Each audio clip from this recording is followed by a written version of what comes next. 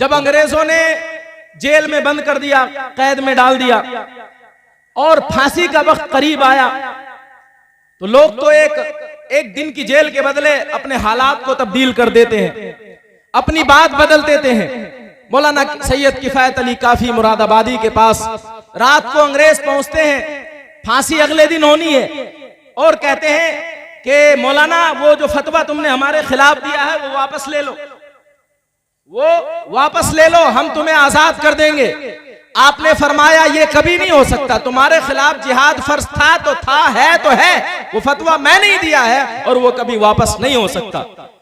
मौलाना सैयद किफायत अली काफी को वहां तक पहुंचाने वाला एक कोई बेगैरत जो है दीन का नाम लेने वाला मुखबिर था कि जिसने मुखबरी करके मौलाना का पता दिया, मौलाना के बारे में जानकारी दी थी। ये हमारी कौम के हालात रहे जी, कि उनमें से किसी एक बंदे को खरीदा जाता है और फिर जो लोग काम कर रहे होते हैं, दीन का जो तबलीग कर रहे होते हैं, उनके खिलाफ लगा दिया जाता है। हमें चाहिए कि इस चीज को समझने की कोशिश करें कि दीनी मदारिस और मसाजिद को एक साथ इत्तिफाक, इत्तिहाद और मोहब्बत के साथ आगे बढ़ाएं ताकि हुजूर सल्लल्लाहु अलैहि वसल्लम के दीन का काम हो सके।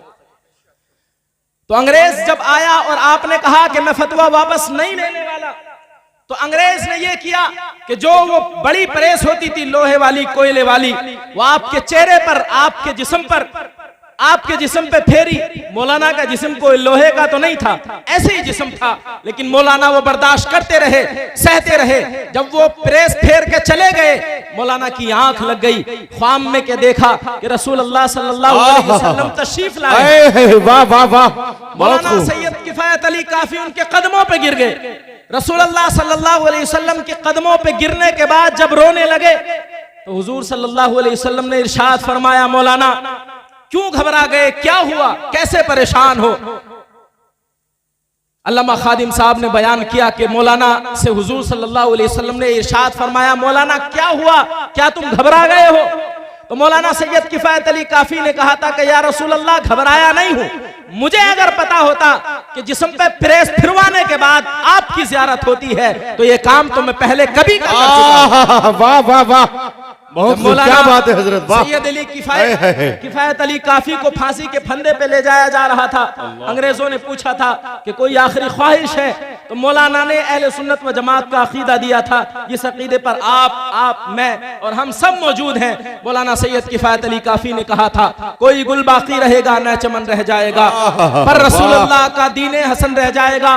और आपने जो आखिरी शेर कहे थे उसमें दुरूद शरीफ की जो अजमत बयान की थी, आपने फरमाया था, जो पढ़ेगा साहिबे लोलाक के ऊपर दुरूद, आग से महफूज उसका तन बदन रह जाएगा। बेशक बेशक। हमारे बुजुर्गों ने फांसी का फंदा चूमते वक्त भी अपना अकीदा नहीं छोड़ा और सियासत के चक्कर में, मौत के चक्कर में अकीदे को नहीं बदला, वही अकीदा बयान किया। लेकिन बड़े अफसोस के साथ ये कहना पड़ता है कि चंद टके की खातिर, थोड़ी सी जमीन की खातिर हम मजहब देखना भूल जाते हैं, अकीदा देखना भूल जाते हैं, शादियां करते हैं, उनमें शादियां कराते हैं और कहते हैं कि नहीं अब हालात ऐसे हैं कि एक साथ हमें चलना चाहिए। और अखलाक यही कहता है और इस्लाम अमन का दर्स देता है। आप बताइए, रसूलुल्लाह सल्लल्लाहु अलैहि वसल्लम से बराह रास्त हजरत अबू बकर सिद्दीक ने दीन पढ़ा है। जी जी जी बेशक। लेकिन जब रसूलुल्लाह सल्लल्लाहु अलैहि वसल्लम के मुकाबले में आपके बेटे हजरत अबू बकर सिद्दीक के बेटे आए और हजरत अबू बकर सिद्दीक के बेटे इस जंग के बाद में इस्लाम कबूल कर लिया, कहने लगे कि अब्बा हुजूर, जब आप रसूलुल्लाह सल्लल्लाहु अलैहि वसल्लम की हिमायत में आए थे, मैं आपके खिलाफ था, उस वक्त मेरी तलवार के नीचे आपकी गर्दन आ गई थी, लेकिन मैंने बाप समझ के छोड़ दिया।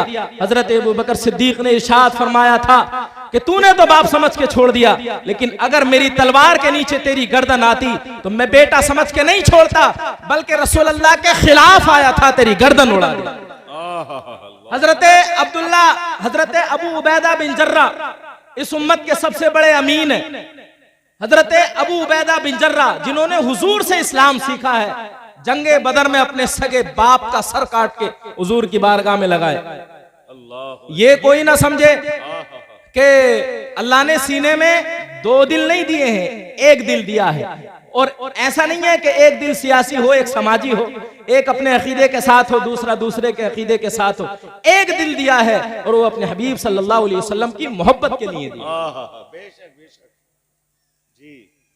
जब सर काट के लेकर आए हुजूर की बारगाह में तो रसूल अल्लाह ने इरशाद फरमाया किसका सर है? कहा ये मेरे बाप का सर है। हुजूर ने इरशाद फरमाया सर क्यों काट करके लेकर आए हो? हजरत अबू उबैदा बिन जर्राह ने कहा था या रसूल अल्लाह आपके खिलाफ आए थे, आपकी बैत भी की थी, इसलिए सर काट करके लेकर के आ गया। सहाबा इकराम जिन्होंने बराह रास्त तालीम हासिल की थी, उनकी शान ये थी कि रसूल अल्लाह के मुकाबले में न अपना सगा बाप देखते थे, न बेटा देखते थे, न मामा देखते थे, न चाचा देखते थे। वो देखते ये थे कि रसूल अल्लाह सल्लल्लाहु अलैहि वसल्लम का प्यार हमें किस तरह से हासिल करना है। हमारी तालीम ये नहीं है कि दौलत के चक्कर में इश्क को छोड़ दिया जाए, हुजूर की मोहब्बत को छोड़ दिया जाए। आपने सुना है कि हुजूर सल्लल्लाहु अलैहि वसल्लम ने मक्का से हिजरत की थी मदीना की तरफ। मक्का वो सरजमीन है कि जहां ये हुजूर के सहाबा पैदा हुए, पले बड़े, इनकी जमीनें, इनके मकानात, सारी चीजें मक्का में मौजूद थी। लेकिन जब रसूल अल्लाह सल्लल्लाहु अलैहि वसल्लम ने इरशाद फरमाया कि अल्लाह का हुक्म है मक्का छोड़ करके मदीना पहुंचना है, तो किसी सहाबी ने ये नहीं कहा था या रसूल अल्लाह मेरा घर रह गया है, मेरी बीवी रह गई है, मेरे बच्चे रह गए हैं, मेरा बाग रह गया है। बल्कि जब हुजूर ने ये इरशाद फरमाया तो उन्होंने अपना मकान, अपनी जमीन, अपनी जायदाद, सारी चीजें छोड़ दी और हुजूर सल्लल्लाहु अलैहि वसल्लम के साथ मदीना को बेशक बेशक बेशक जी। आका ने यूं ही नहीं इरशाद फरमाया, आपने इरशाद फरमाया ला युमिनु अहदुकुम हत्ता अकूना अहब्बा इलैहि मिन वालिदिही व वलदिही वन नासी अजमईन। तुम में का कोई शख्स उस वक्त तक कामिल ईमान वाला नहीं हो सकता जब तक कि वो अपने बाप, अपनी माँ, अपने रिश्तेदार, अजीज व अकारिब, यहाँ तक कि सारी कायनात से ज्यादा मुझ मोहम्मद से मोहब्बत ना रखे। बेशक बेशक बेशक हक बात है। बेशक हमने कितनी मोहब्बत की है। हजरत सुहैब रूमी ये रूम की सरजमीन से जब लाए गए तो मक्का की सरजमीन पे गुलाम बना लिए गए, फिर ये बाद में आजाद हो गए। इन्होंने तिजारत शुरू की तो मक्का के उस वक्त के जो 10 बड़े मालदार थे उनमें इनका नाम होता था हजरत सुहैब रूमी का। जब हुजूर सल्लल्लाहु अलैहि वसल्लम ने हिजरत की तो ये भी जब पीछे से निकले, मक्का वालों ने सरहद पे पकड़ लिया और कहा कि सुहैब तू गुलाम आया था, तूने हमारे अंदर तिजारत की, कारोबार किया। और यही होता जब बेईमान बेईमानी पे उतर आए तो फिर उसे कुछ नहीं दिखता, उसे न ताजमहल दिखता है, न कुतुब मीनार दिखती है, ना ये लाल किला दिखता है, कुछ नहीं दिखता है, ना हमारी कब्रें दिखती है, ना हमारे बुजुर्गों के मज़ारात दिखते हैं। जब बेईमान बेईमानी पे आए ना, जुल्म पर उतर आए तो फिर जो है वो कुछ नहीं देखता है। और हमारी तालीमात ये है हमारे इस्लाम की कि जब कोई जालिम जुल्म पे उतरे तो फिर उसके सामने सर नहीं झुकाना है। इमाम हुसैन का अपना शेर है, इमाम हुसैन ने कहा था व इन कानतिल अबदानु लिल मौती उनशिअत व इन कानतिल अबदानु लिल मौती उनशिअत फक़तुल इम्रिइन बिस्सैफ फिल्लाहि अफज़लु। जब अल्लाह ने इन जिस्मों को पैदा ही मरने के लिए किया है तो ये बात कितनी बेहतर है कि इंसान अल्लाह की बारगाह में तलवार से कट करके मर जाए। वाह वाह वाह, बहुत इनकानतिल अमवालु लितरकी जमुहा फमा बालु मतरूकिन बिहिल मरउ यबखलु। आपने फरमाया जब माल जमा ही इसलिए किया जाता है कि उसको छोड़ करके जाना है तो फिर इंसान के लिए बात मुनासिब नहीं है कि अल्लाह की बारगाह में खर्च करने में वो कंजूसी। भाई माल किस लिए जमा करते, कोई लेकर के गया है आज, लेकिन हमारे लोगों का हाल अल्लाह रहम फरमाए। तो जालिम के सामने झुकने की तालीम इस्लाम नहीं देता है। करबला के मैदान में इमाम हुसैन ने हमें यही तालीम दी है कि हालात कैसे भी हो जाएं, भाई उससे बदतर तो हालात नहीं हो सकते ना। लेकिन हमारे लोगों का हाल, बेदीनी का आलम यह है कि गले में भगवा कलर का गमछा डाल लेते हैं, हाथ में कलावा बांध के, कड़ा बांध के निकल लेते हैं। ज्यादा से ज्यादा क्या होगा कि एक चालान बच जाएगा, लेकिन इस हालत में मौत आ गई तो बताओ फिर रसूल अल्लाह सल्लल्लाहु अलैहि वसल्लम को क्या मुंह दिखाएंगे। जिनकी हदीस है मन तशब्बह बिकौमिन फहुवा मिनहुम, जो जिस कौम से मुशाबहत रखे, जिसका बनने की कोशिश करे, फिर वो उन्हीं में से गिना जाएगा। ये हमारी कितनी बड़ी खुशनसीबी है कि रसूल अल्लाह की महफिल सहाबा सजाते थे, बुजुर्गान दीन सजाते थे।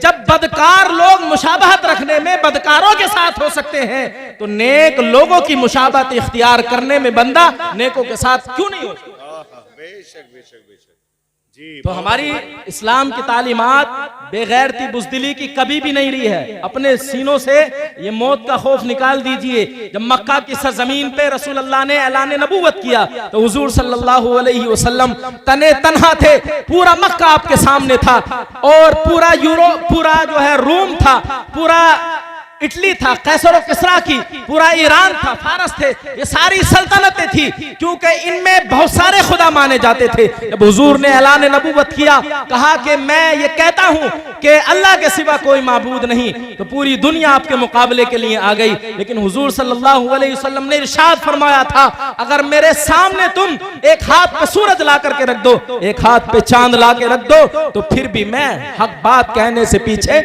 नहीं हट सकता। बेशक बेशक बेशक, बहुत खूब हजरत, बहुत खूब हम उस माशाअल्लाह। बहादुर नबी के कलमा पढ़ने वाले हैं। हाय हाय हाय। इमाम बूसीरी फरमाते हैं, लहू हिममुन ला मुंतहा लिकबाइरिहा व हिम्मतुहु सुगरा अजल्लु मिन अद-दहरी। हुजूर की जो शानें बड़ी बड़ी हैं, उनकी तो कोई इंतहाई नहीं है। हुजूर की जिस शान को आप सबसे छोटी समझे वो ये है कि पूरी दुनिया हुजूर के मुकाबले में खड़ी हो। हुजूर सल्लल्लाहु अलैहि वसल्लम एक तरफ तने तन्हा हो, दूसरी तरफ पूरी कायनात हो और मैदान जंग हो, फिर भी पूरी दुनिया मिलके हुजूर सल्लल्लाहु अलैहि वसल्लम का मुकाबला नहीं कर सकती है। वाह वाह वाह वाह वाह, नारे तकबीर, नारे तकबीर, नारे रिसालत, उलमाए अहले सुन्नत, हजरत अल्लामा मुफ्ती फरमान साहिब क़िबला, हुजूर सैयद वसीम मियां साहिब क़िबला, शायर इस्लाम अकीलुर रहमान साहिब क़िबला, उलमाए अहले सुन्नत मुफ्ती जुबैर अहमद साहब क़िबला नईमी। वाह, बहुत खूब माशाअल्लाह।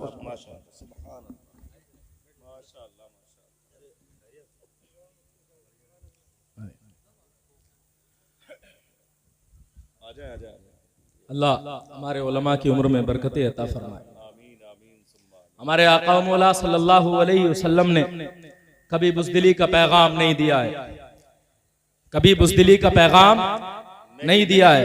मैदान उहद में हुजूर सल्लल्लाहु ताला अलैहि वसल्लम ने अपनी तलवार लहराई और इरशाद फरमाया कि तलवार कौन लेगा। हजरत अबू दुजाना आगे बढ़े, उन्होंने अर्ज किया कि या रसूल अल्लाह, ये तलवार मुझे अता फरमा दीजिए।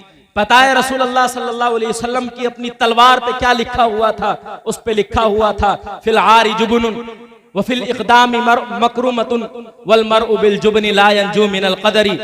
आगे बढ़ना ये बहादुरी की पहचान है और बुज़दिली जो है ये मर्द के लिए शर्म की बात है, और कोई भी बंदा अपनी बुज़दिली की वजह से तकदीर से नहीं बच सकता। जब मौत आनी है तो आकर के रहेगी। हमारे लिए जरूरी ये है कि अपना ईमान सलामत लेकर के जाएं, किसी के दबाव में आकर के, चाहे कोई सियासत हो, दौलत हो, शोहरत हो, किसी भी चीज से ईमान का सौदा ना करें। ये बुज़दिली से बंदा मौत से नहीं बच सकता है।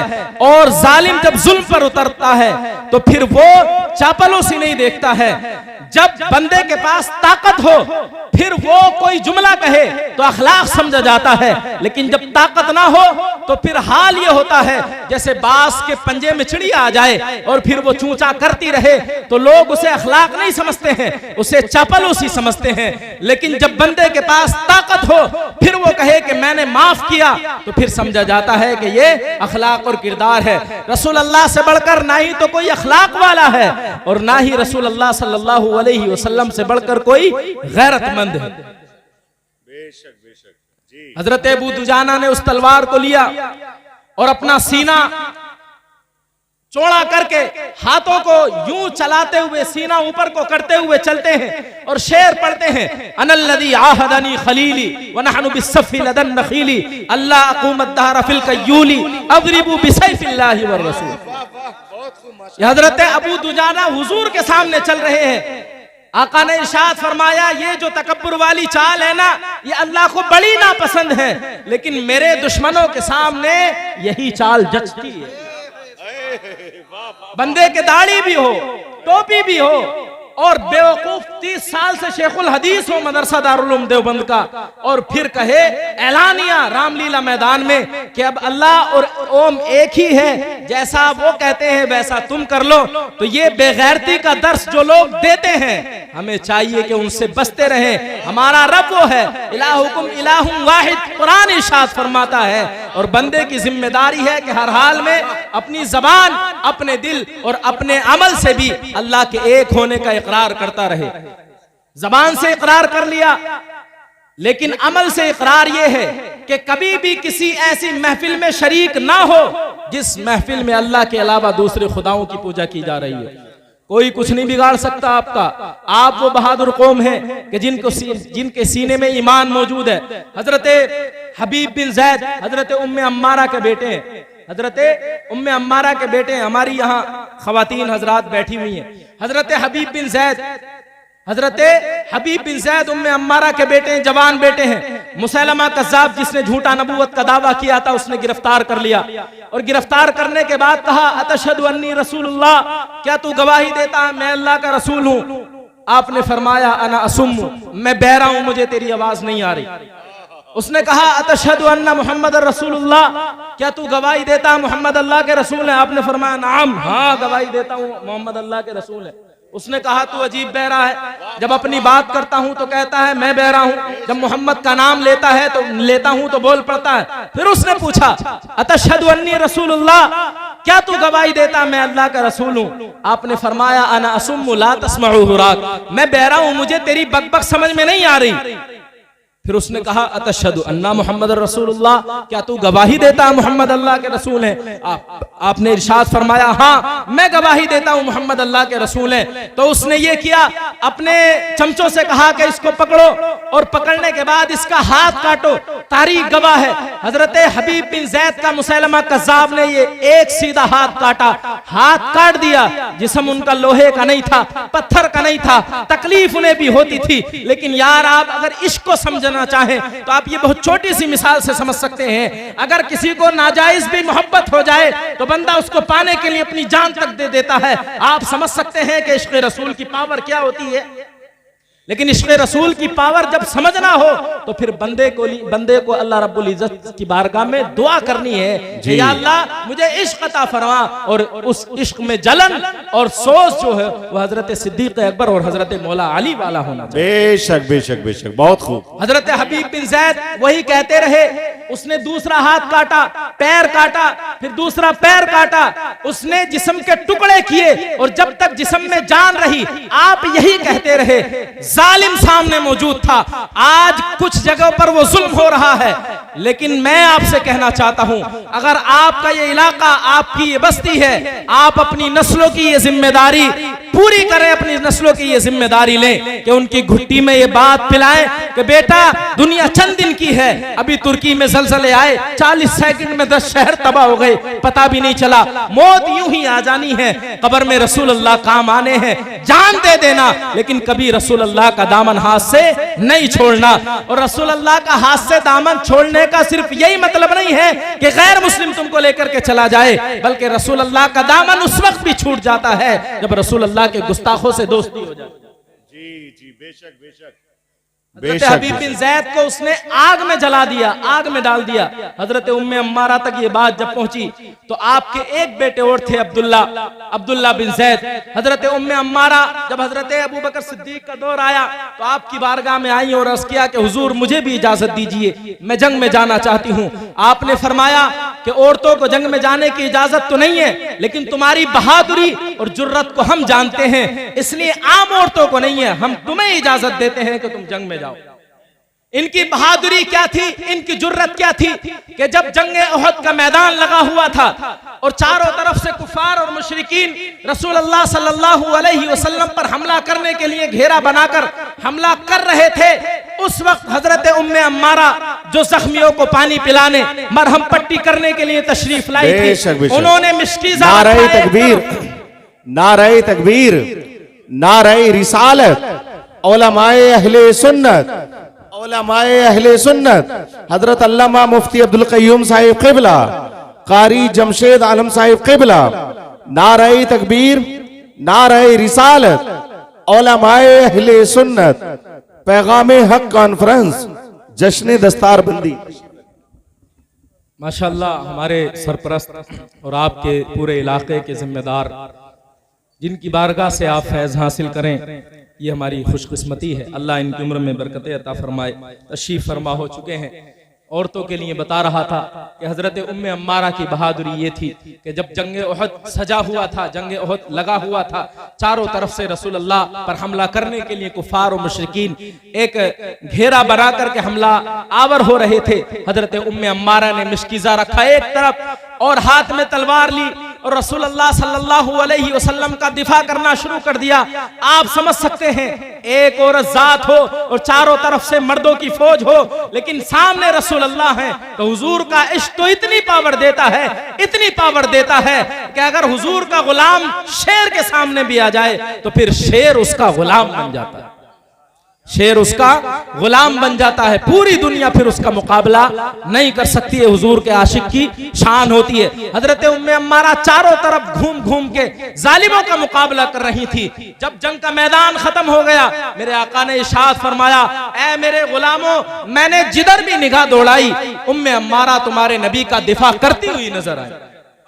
तो जंगे उहद में ऐसी बहादुरी के साथ आपने जंग की थी, तो हजरत अबू बकर सिद्दीक ने फरमाया, हम तुम्हें इजाजत देते हैं कि तुम मुसैलमा कज़्ज़ाब के खिलाफ इस जंग में जा सकती हो।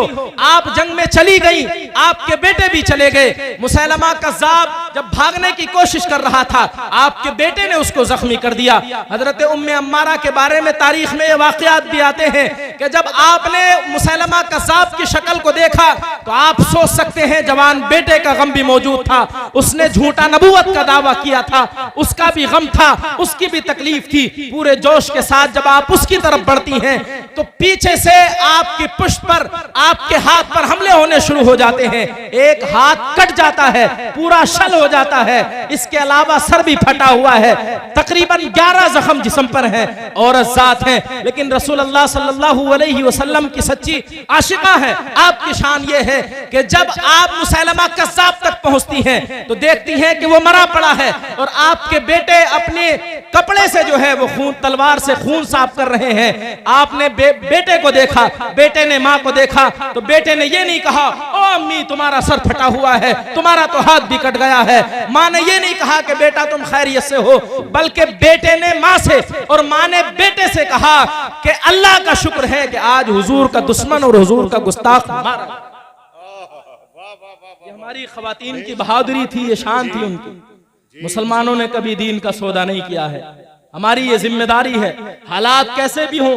रसूलुल्लाह का जब आशिक होता है, हुजूर की अगर कोई नामूस के लिए खड़ा होता है तो हुजूर उसे इतनी दुआएं देते हैं, इतनी दुआएं देते हैं कि पूरी दुनिया का वो सरदार नजर आता है।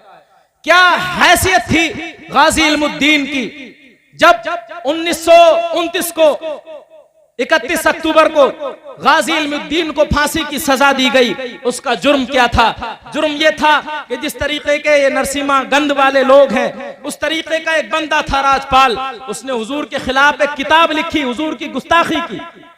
जब हुजूर की गुस्ताखी की तो इसने, गाजी इल्मुद्दीन ने, अभी नौजवान था, अभी दाढ़ी मूछ भी निकल कर नहीं आई थी, देख के भी कुरान पढ़ना नहीं आता था, लेकिन हुजूर के इश्क से सीना भरा हुआ था, हुजूर के इश्क से सीना भरा हुआ था। गाजी इल्मुद्दीन के कानों तक जब ये बात पहुंची तो छुरा खरीदा और राजपाल के ऑफिस में पहुंच गए। उससे पूछा, तूने ये किताब लिखी है, तूने ये बातें लिखी हैं? उसने कहा, हाँ ये बातें लिखी हैं।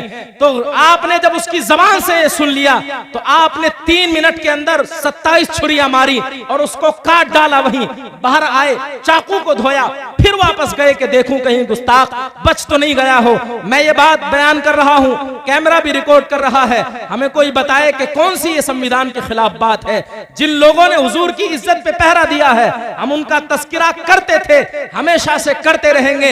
ये मुल्क हमारा है, हमारे बाप का है, हमसे बड़ा ना इस मुल्क का कोई मुहिब्बे वतन है, न कोई वफादार है।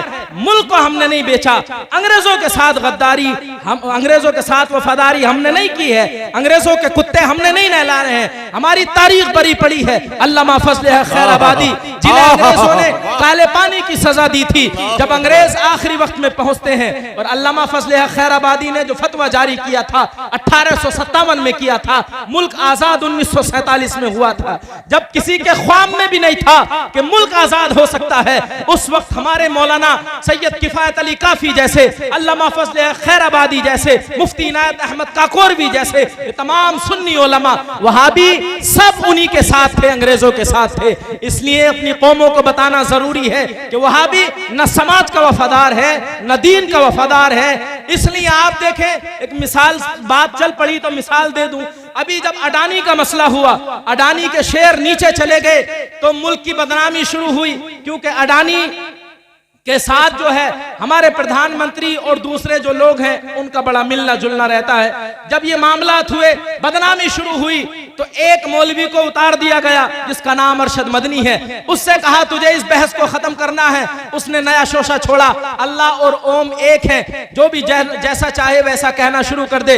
ये बात इतनी गलत थी कि गैर मुस्लिमों ने वहीं खड़े होकर रद्द कर दिया कि ये बात हम तस्लीम नहीं कर सकते, ओम और अल्लाह एक नहीं हो सकते। जब ये बात की तो पूरे मीडिया में अब तक भी यही बहस छिड़ी हुई है, अल्लाह बड़ा है कि ओम बड़ा है, अल्लाह और ओम एक है कि नहीं है। पता चला जो मुद्दा था देश की बदनामी का वो खत्म हुआ और इधर मुद्दा आना शुरू हो गया। तो इस तरीके से हर दौर में ये बिकते रहे हैं। अल्लामा फजल खैराबादी अहले सुन्नत व जमात से ताल्लुक रखते थे, हजरत उमर फारूक आजम की औलाद से थे। जब अंग्रेजों ने काले पानी की सजा दे दी थी तो आपको पता है तकलीफें कितनी दी जाती थी। एक मुसलमानों का हाल था कि जब मुसलमान हुक्मरान किसी इलाके को फतह करके लोगों को कैद करते थे, उनको खाना भी देते थे, उनका इलाज भी करते थे, उनके सर पे चादर भी रखते थे, कपड़ा भी देते थे। और एक ये जालिम लोग हैं कि जिनका हाल ये है कि हमारे बुजुर्गों के साथ भी इन्होंने यही किया और हमारी कौम के साथ भी यही कर रहे हैं। जालिम किसी का नहीं होता है, ये पुराना तरीका चला आ रहा है कि एक तबका आकर के मार देता है, काट देता है, दूसरे दिन चंद लोग आते हैं और कहते हैं कि इंसानियत की बात होनी चाहिए, ये तो इंसानियत के साथ बड़ा जुल्म हो रहा है। तो बात अल्लामा फजल खैराबादी, जब आपके जिस्म पे वो पानी पड़ता था, बारिश होती थी, और तो इतनी तकलीफ होती कि जिस्म पे फोड़े निकलना शुरू हो गए, हड्डियां भी गलने लगी, जिस्म में हल्की सी जान बाकी है। अंग्रेज ऑफिसर पहुंचता है, कहता है कि ए फजल हक, तुम ये फतवा वापस ले लो, तुम्हें छोड़ दिया जाएगा, कह दो कि वो कोई और फजल हक खैराबादी था। जब उसने ये कहा, खून फारूक आजम ने जोश मारा, आप बैठ गए और कहा कि सुन, मैं ही फजल हक खैराबादी हूं, मैंने ही तुम्हारे खिलाफ वो फतवा दिया था। ये कभी नहीं हो सकता कि तुम्हारे खिलाफ जिहाद फर्ज ना हो, हमारी जिम्मेदारी है तुम्हें इस मुल्क से निकाला जाए। ये हमारे उलमा की कुर्बानी थी कि जब इस मुल्क को अंग्रेजों ने गुलाम बनाया हुआ था तो हमारे उलमा ने कुर्बानियां दी थी, इस मुल्क को आजाद कराया था। इसलिए किसी के बाप का मुल्क नहीं है, ये हमारा मुल्क है, हमारा मुल्क है और रहेगा इंशाअल्लाह उल अजीज। जो लोग ये बात करते हैं कि ये और हमारे से मतलब हर उस बंदे का जो अमन पसंद है, और मुसलमान से बड़ा कोई अमन पसंद नहीं होता है। आप देखें, किसी मौलवी ने एक बात की, अगले दिन अरेस्ट वारंट पहुंच के गिरफ्तार कर लिया गया, और कुछ पता ना कि यहाँ भी ये चीज शुरू हो जाए। कोई मसला नहीं है, जान तो एक दिन जानी। भाई इमाम हुसैन का बयान करते हैं ना, तो इमाम हुसैन का अपना शेर है, वह इनकानतिल अबदानु लिल मौति उनशिअत फ़क़तुल इम्रिइन बिस्सैफ़ि फ़िल्लाहि अफ़ज़लु।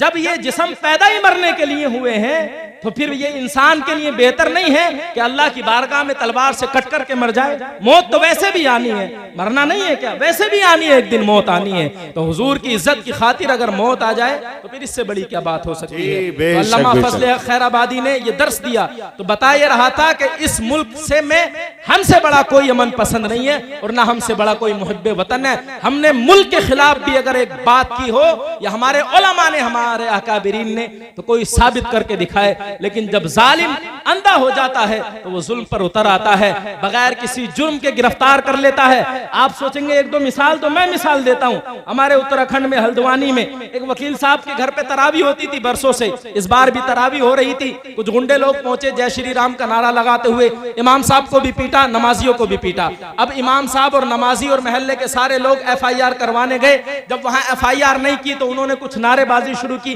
पुलिस वालों ने उल्टा उन्हीं 700-800 लोगों के खिलाफ मुकदमा कर दिया। मुरादाबाद आपके करीब है, यहाँ यही हुआ। तो इबादत में खलल पड़ रहा है। अच्छा एक बात और, ईद वगैरह की जब नमाज होती है तो कभी कभी रोड के बाहर चली जाती है, पब्लिक रोड पर पहुंच जाती है। तो हमारे अमन पसंद लोग जो अमन पसंद बनते हैं बेगैरत, वो कहते हैं कि देखो धार्मिक काम जो है वो रोड ब्लॉक नहीं होना चाहिए। बहुत अच्छी बात है, लेकिन धार्मिक काम आधे घंटे के लिए इबादत हो रही है, तो रोड ब्लॉक हो रहा है, किसी का कोई नुकसान नहीं हो रहा। लेकिन आप बताएं कि 10 दिन की कांवड़ी यात्रा के लिए एक एक पूरा हाईवे बंद कर दिया जाता है। आप रिकॉर्ड उठा करके देखें, कई कई हजार करोड़ का नुकसान होता है। हमारे किसी बंदे ने कोई बात की तो तकलीफ उन्हें तुम्हारे रोड पर आने से नहीं है, तकलीफ उन्हें तुम्हारे दीन से है और उसकी पूरी प्लानिंग की जा रही है। पिछले चंद सालों में 10 लाख से ज्यादा लड़कियों को गैर मुस्लिम बनाया जा चुका है, हमारे नौजवानों को गैर मुस्लिम बनाया जा रहा है, कुछ को जुल्म के जरिए, कुछ को किसी और लालच के जरिए। ऐसे वक्त में जरूरी है अपने बुजुर्गान दीन के दामन से वाबस्ता रहें, उलमाए अहले सुन्नत के दामन से लिपटे रहें, अपने उलमा के करीब रहें, ताकि ये तुम्हारा दीन महफूज कर सके, तुम्हें समझा सके, बता सके। हमारे मुफ्ती साहब यहां मौजूद हैं, आप इनकी सोबत में आए तो आपको ये बताएंगे कि हुजूर का इश्क होता क्या। गाजी इल्मुद्दीन ने जब उसको मारा ना तो गाजी इल्मुद्दीन को फांसी की सजा हो गई।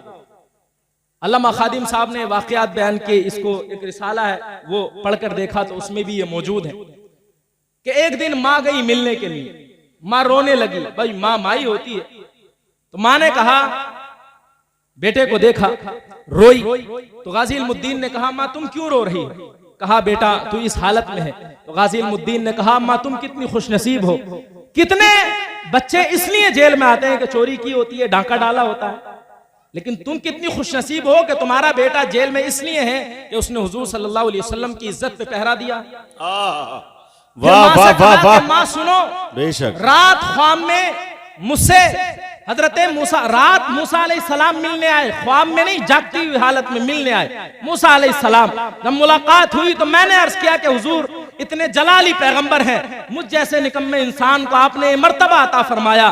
तो हजरत मूसा अलैहिस्सलाम ने इरशाद फरमाया कि इल्मुद्दीन आज भी जब भी हुजूर की कचहरी लगती है, हुजूर की अदालत लगती है, आज भी हजरत मुजद्दिद अल्फसानी की ड्यूटी हुजूर के पीछे पंखा चलने की है, हुजूर की कचहरी लगती है, आज भी अदालत लगती है कि जब भी हुजूर की अदालत लगती है हुजूर इल्मुद्दीन का जिक्र जरूर करते हैं। तो मैंने रसूल अल्लाह से इजाजत ली कि या रसूल अल्लाह जो इतना बड़ा आशिक है कि आप हर महफिल में उसका नाम लेते हैं, मुझे इजाजत दें कि मैं आज उससे मिलने जाता हूँ। जब गाजी इल्मुद्दीन को 31 अक्टूबर 1929 को फांसी के फंदे पे लटका दिया गया, उस वक्त डॉक्टर इकबाल भी जिंदा थे। तकरीबन 13-14 तारीख को, 13-14 दिन बाद डॉक्टर इकबाल पूरे लोगों के साथ पहुंचते हैं, कहते हैं कि अंग्रेजों से कि हमें इनका जिस्म दे दीजिए, लाश दे दीजिए। और डॉक्टर इकबाल को यह वसीयत थी कि अंग्रेज जब लावारिसों के कब्रिस्तान में दफन कर दें तो तुम मुझे मेरे शहर में ले जाकर के दफन कर देना। डॉक्टर इकबाल जब पहुंचते हैं तो अंग्रेज कहते हैं कि हिंदू मुस्लिम हो जाएगी, झगड़ा हो जाएगा अगर हमने लाश दे दिया। डॉक्टर इकबाल फरमाते हैं मुझे सूली पे चढ़ा देना अगर कोई फसाद हो जाए। अपनी शख्सी जमानत दी, लेकर के आए सैयद दीदार अली शाह साहब कादरी।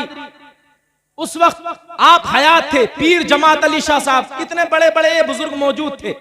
जब जनाजा तैयार हुआ, सैयद दीदार अली शाह साहब जब आगे बढ़े तो बेहोश हो गए, नमाजे जनाजा ना पढ़ाई।